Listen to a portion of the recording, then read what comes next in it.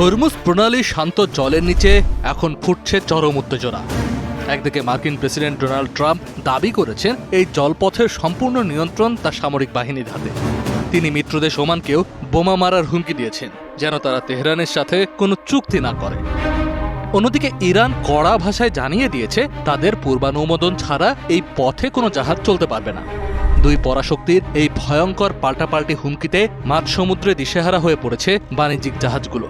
তবে আসল নিয়ন্ত্রণ কার হাতে, তার উত্তর লুকিয়ে আছে সাম্প্রতিক জাহাজ চলাচলের পরিসংখ্যানে। যুদ্ধের আগে এই প্রণালীটি একটি অখণ্ড জলপথ হিসেবে ব্যবহৃত হতো, কিন্তু এখন এটি দুই ভাগে বিভক্ত। উত্তরে রয়েছে ইরানের উপকূল ঘেঁষা রুট আর দক্ষিণে ওমানের কাছাকাছি মার্কিন নৌবাহিনী সুরক্ষায় থাকা রুট। সামুদ্রিক গোয়েন্দা সংস্থা কেপলারের তথ্য মতে গত 1 থেকে 19 আগস্ট পর্যন্ত মোট 236টি জাহাজ এই প্রণালী পার হয়েছে। কিন্তু চমকপ্রদ ব্যাপার হলো এর মধ্যে অর্ধেকের বেশি অর্থাৎ 148টি জাহাজই মাঝপথে অদৃশ্য হয়ে যায়। মূলত রাডারে ধরা পড়া এড়াতে এই জাহাজগুলো তাদের ট্র্যাকিং সিস্টেম বা ট্রান্সপন্ডার বন্ধ করে অন্ধকার রুট বেছে নিয়েছিল।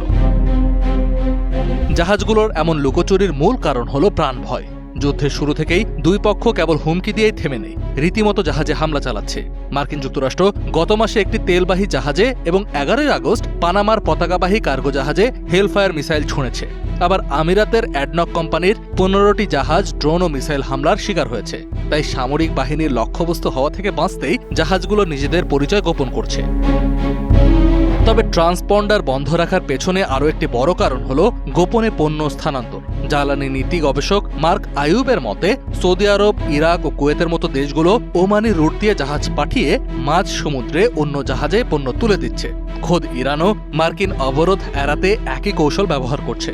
তারা নথিপত্র পাল্টে নিজেদের তেল ওমানের পণ্য হিসেবে বিশ্ববাজারে চালিয়ে দিচ্ছে। চ্যাথাম হাউসের বিশেষজ্ঞ নীল কুইলিয়াম জানিয়েছেন এতে সামুদ্রিক নিরাপত্তা বিঘ্নিত হলেও মালিকরা নিজেদের সুরক্ষার স্বার্থে এই ঝুঁকি নিচ্ছেন। এই সংঘাতের প্রভাব সরাসরি পড়ছে বিশ্ব অর্থনীতিতেও। 28 ফেব্রুয়ারি যুদ্ধের আগে প্রতিদিন যেখানে গড়ে 130টি জাহাজ চলত, সেখানে আগস্টের 19 দিনে চলেছে সব মিলিয়ে মাত্র 236টি। যুদ্ধের আগে ব্রেন্ট ক্রুডের দাম ছিল ব্যারেল প্রতি $66, যা উত্তেজনার পারদ চড়লে মার্চে $119 পৌঁছায়। এপ্রিলে যুদ্ধবিরতির পর দাম কিছুটা কমলেও নতুন উত্তেজনায় তা আবারও ব্যারেল প্রতি $97 এসে দাঁড়িয়েছে।